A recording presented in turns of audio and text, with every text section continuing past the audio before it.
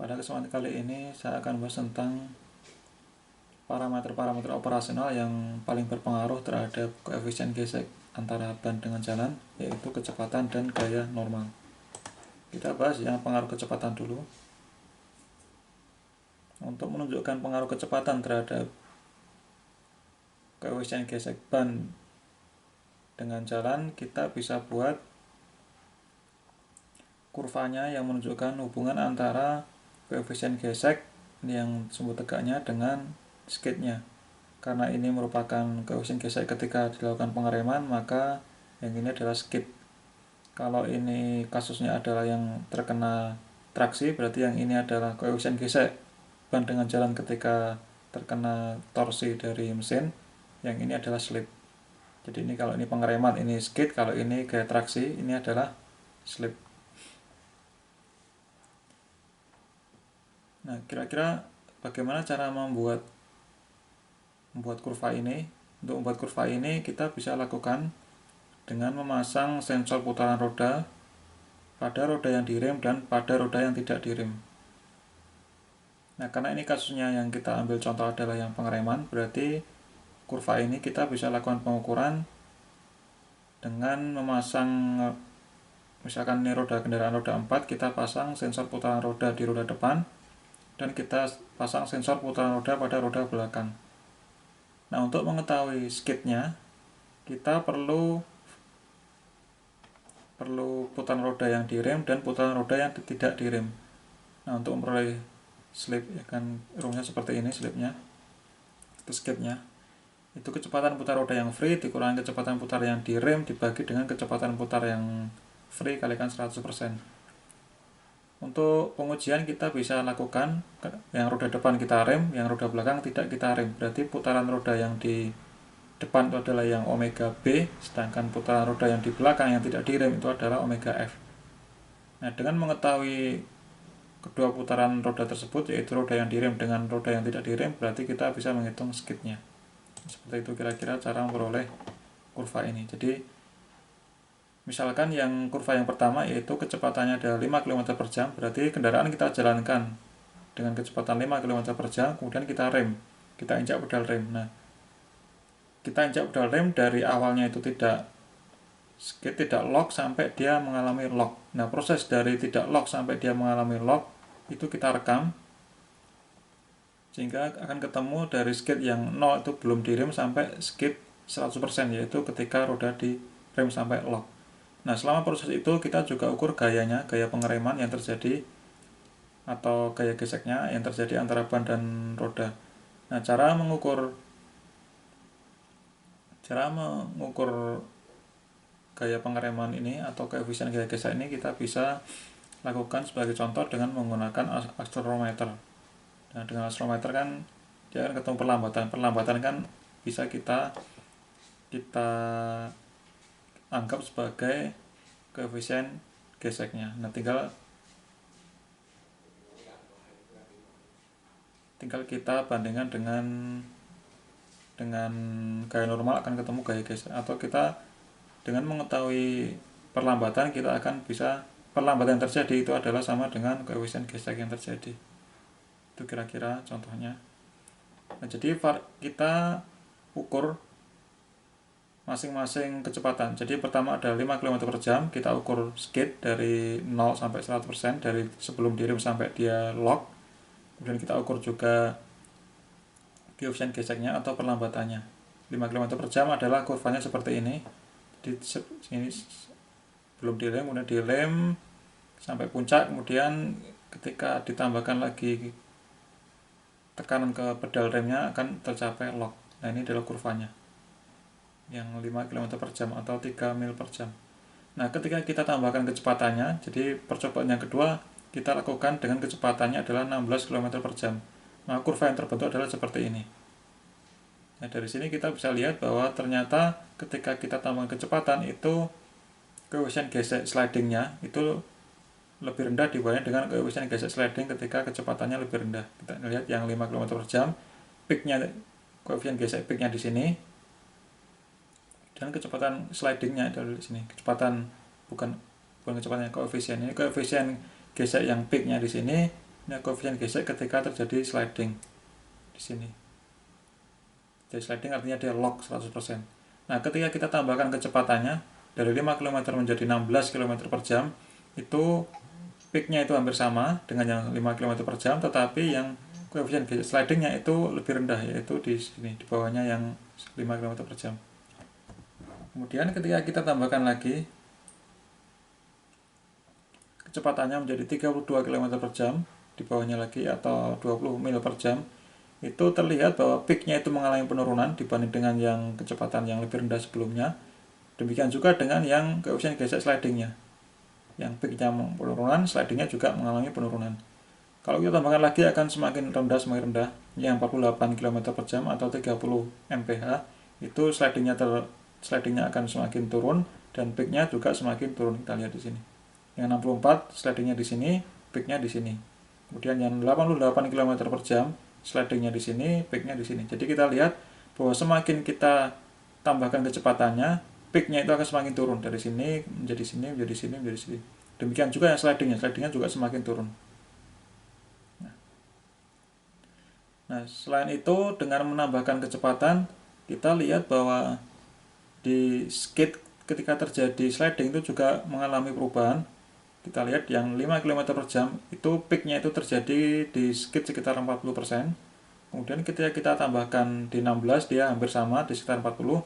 Tetapi kalau kita tambahkan, kita lihat yang 32 ini, yang kita tambah kecepatannya, dia di puncaknya itu dia mengalami perubahan nilai skidnya. Jadi skid di puncaknya itu menjadi sekitar 20-an lebih dikit. Jadi yang dari skid saat gaya gesek maksimalnya itu di 40%, itu akan menjadi mendekati 20%. Demikian juga kalau kita tambahkan lagi, itu posisi skid saat puncaknya ini dia akan semakin turun. Nah, terakhir yang 88 km per jam itu adalah terjadi di sekitar 20%. Nah, dengan demikian kita bisa simpulkan bahwa pengaruh kecepatan terhadap gaya gesek antara ban dengan jalan adalah semakin cepat kecepatan kendaraan, maka akan mengakibatkan penurunan dari koefisien gesek puncaknya. Semakin cepat akan semakin turun koefisien gesek puncaknya. Demikian juga yang slidingnya juga semakin turun. Itu yang pertama. Yang kedua, slip atau skid yang terjadi ketika puncak itu akan berkurang, semakin kecil nilai skidnya saat terjadi peaknya itu ketika kita tambahkan kecepatannya. Jadi semakin cepat kecepatan kendaraan, maka nilai skid saat terjadi puncaknya itu akan semakin kecil. Nah, itu adalah penjelasan dari kurva ini. Nah, ini adalah pengujian dilakukan pada ban truk, pada aspal kering, ban bias ya. Nah, ini contohnya adalah pengereman.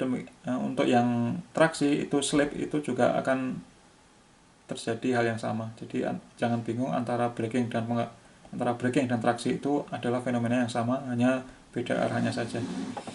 Nah, dari kurva ini itu kita bisa nyatakan bahwa kecepatan itu memiliki pengaruh yang signifikan terhadap traksi atau braking, maka perlu kita cari hubungannya. Nah, di buku J.Y. Wong itu tidak dijelaskan secara detail lagi kenapa bisa terjadi seperti ini. Tapi saya coba pikir-pikir, beginilah pendapat saya untuk menjelaskan kenapa bisa terjadi penambahan kecepatan itu akan menyebabkan nilai skidnya pada puncak itu semakin kecil, dan bagaimana bisa terjadi atau kenapa bisa terjadi ketika kita tambahkan kecepatan itu koefisien gesek yang puncaknya itu semakin turun. Nah, pendapat saya seperti ini untuk menjelaskan fenomena tersebut. Jadi pada kecepatan yang rendah itu koefisien gesek yang sliding mu s itu tidak begitu jauh beda dengan mu p. Mu p itu koefisien gesek yang puncaknya. Di kecepatan rendah itu yang sliding itu tidak begitu jauh dengan yang puncaknya ini. Lihat penurunannya tidak begitu jauh. Nah, semakin cepat kecepatan kendaraan ketika direm itu, maka semakin cepat kecepatannya atau semakin tinggi kecepatannya, koefisien gesek puncaknya mu p-nya itu makin rendah. Demikian juga dengan mu s. Ini menjelaskan yang tadi ya saya tulis di sini. Jadi semakin cepat itu akan menyebabkan koefisien gesek puncaknya akan semakin rendah. Demikian juga dengan koefisien gesek yang slidingnya yang di 100% ini. Nah, jadi kecepatannya tinggi. Untuk kesimpulan yang berikutnya, ketika kecepatan kita tambah, maka mu p, koefisien gesek puncaknya itu terjadi pada skit yang lebih rendah. Kita lihat yang dari awalnya itu yang 5 km per jam itu puncaknya itu ada di sekitar 40% skitnya. Nah, ketika 88 km per jam itu nilai puncaknya itu ada di sekitar 20%. Itu ada perubahan, semakin menurun nilai skitnya ketika kita tambahkan kecepatan. Nah, kenapa bisa terjadi seperti itu? Itu bisa kita analogikan dengan model massa, pegas, dan damper. Nah, ini adalah menjelaskan alasan yang bisa kita pakai untuk menjelaskan kenapa semakin tinggi kecepatan, slip atau skid saat terjadi gaya gesek maksimal semakin kecil. Nah, ini menjelaskan, ini maksud saya. Kenapa semakin kita tinggi kecepatannya, itu menyebabkan skid pada puncaknya itu akan semakin rendah. Nah, itu yang pertama yang kita mau jelaskan. Nah, kita bisa modelkan seperti ini, sebuah massa, kemudian ada pegas, ada damper, kemudian kita tarik ke kanan. Nah, ketika kita tarik ke kanan, itu nanti di antara massa dan lantai itu akan timbul gaya gesek Fx. Nah, ini adalah yang kita bahas, yaitu yang gaya pengereman maupun gaya traksi. Nah, ini kita modelkan seperti ini karena karet kan bahkan terbuat dari karet. Nah, karet itu berfungsi selain sebagai pegas, dia juga sebagai damper. Jadi sistem karet itu bisa kita modelkan sebagai pegas dan damper seperti ini. Nah, kemudian skid atau slip itu kan dia perubahan, skid atau slip kan definisinya adalah perubahan atau persentase perubahan jarak. Nah, ini kita bisa analogikan seperti ini. Jadi ketika ini kita tarik ke kanan, itu kan dia akan, kan ada pegas dan damper, dia akan bergerak, dia akan bergeser, yang hitam ini bergeser ke kanan. Nah, itulah yang menggambarkan nilai slipnya.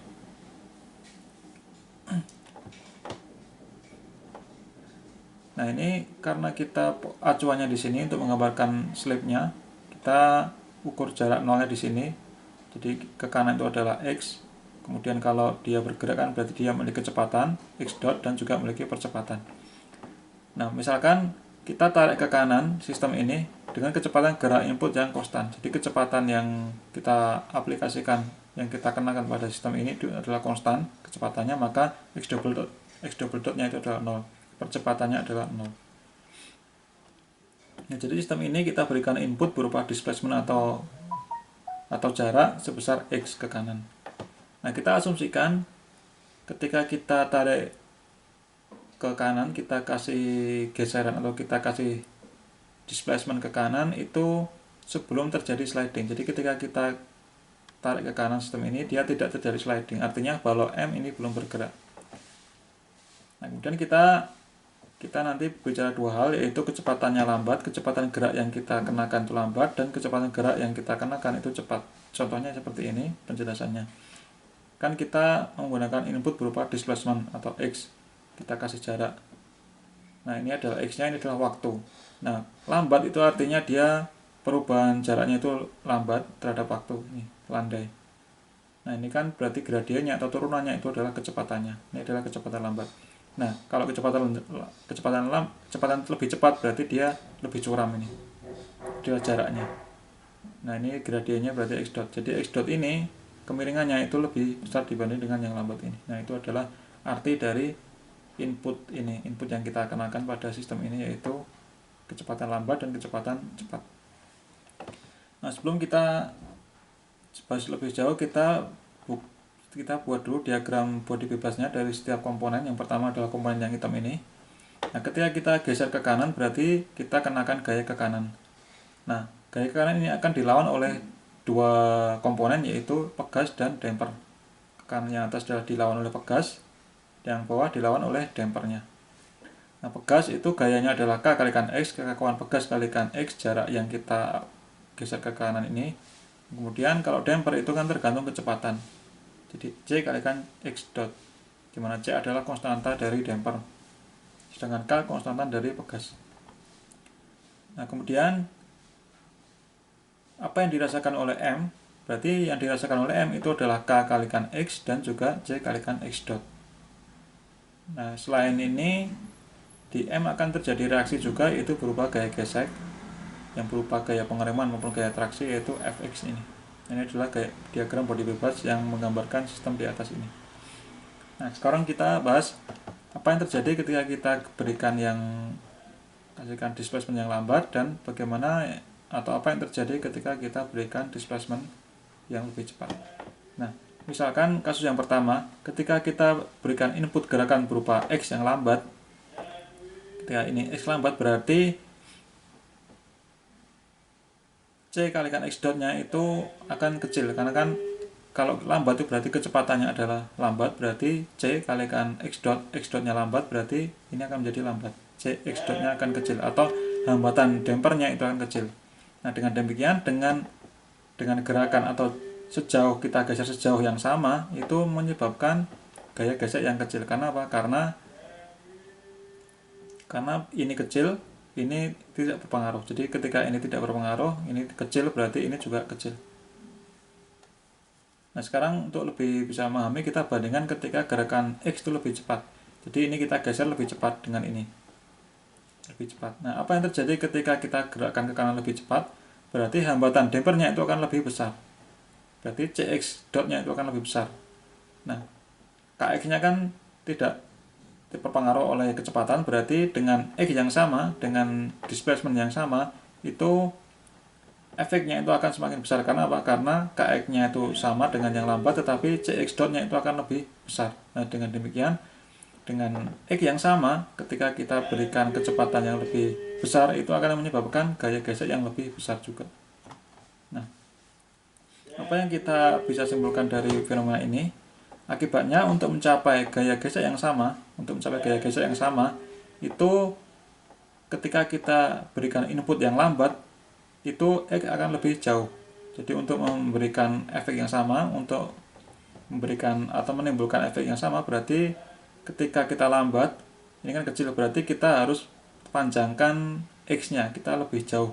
Berarti ini kita geser lebih jauh supaya bisa mendapatkan efek yang sama. Nah, bagaimana dengan yang ketika inputnya cepat?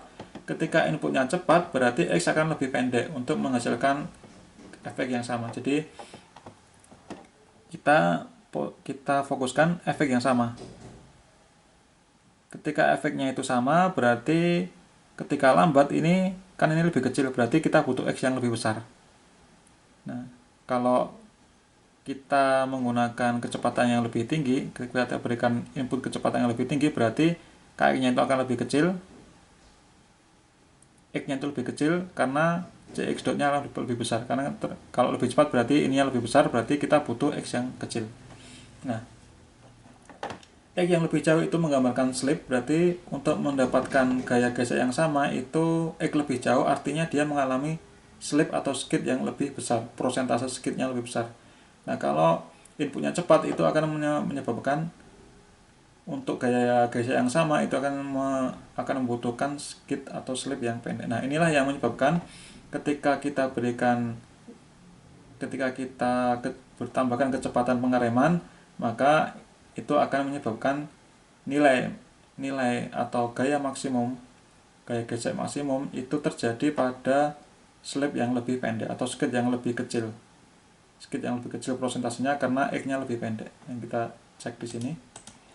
Lebih cepat berarti sesuai dengan yang kita bahas tadi, itu jarak X-nya itu lebih kecil, artinya dia skid-nya lebih kecil. Nah, ini bisa menjawab yang fenomena yang pertama, yaitu ketika kita tambahkan kecepatan untuk mencapai gaya gesek yang sama, itu dibutuhkan skid yang lebih pendek. Nah, kecepatan yang lebih tinggi, di puncaknya itu skid-nya akan lebih kecil prosentasenya, karena tadi ini alasannya.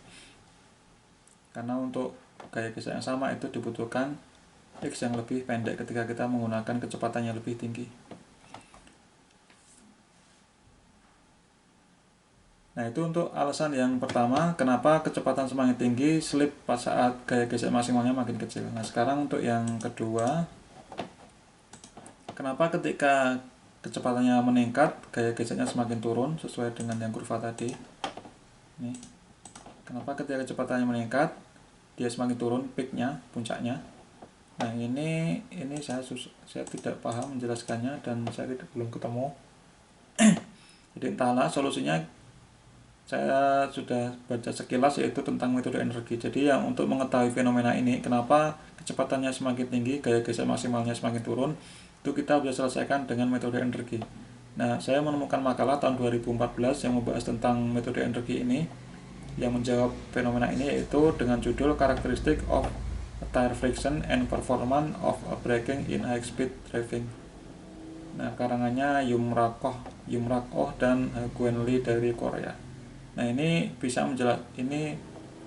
dia menurunkan persamaan untuk menjelaskan bagaimana bisa terjadi ketika kecepatannya itu tinggi, gaya geser semakin turun. Nah, tapi saya belum paham apa isinya. Nah, demikian penjelasan tentang pengaruh kecepatan dan pengaruh kecepatan terhadap gaya geser antara ban dengan jalan. Nah, di video selanjutnya kita akan bahas tentang pengaruh gaya normal terhadap gaya gesek pada ban, baik untuk yang pengereman maupun untuk yang traksi. Terima kasih, sampai ketemu di video selanjutnya.